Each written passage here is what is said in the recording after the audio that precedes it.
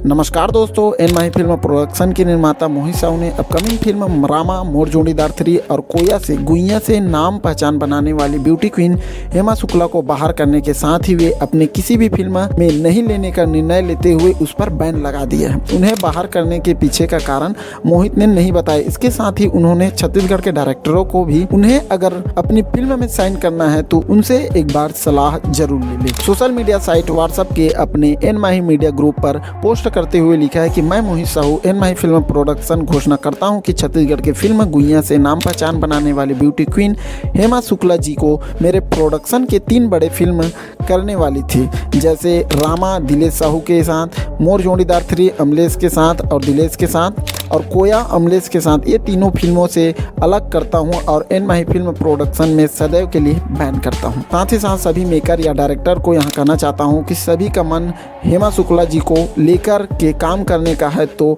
आप उनसे एक बार सलाह जरूर ले। हेमा शुक्ला बहुत अच्छी कलाकार है, जहां भी काम करे अच्छे से काम करे और अपना अच्छे से नाम बनाए और अपने परिवार वालों का नाम ऊंचा करे। मैं और मेरा प्रोडक्शन हेमा शुक्ला का धन्यवाद करता हूं और आभार करता हूं कि मेरे प्रोडक्शन को आगे ले जाने में भी हेमा शुक्ला का सहयोग रहा है, जिन्होंने गुइया जैसे ब्लॉकबस्टर फिल्म दिए हैं। हेमा शुक्ला बहुत ही मेहनती एक्ट्रेस है।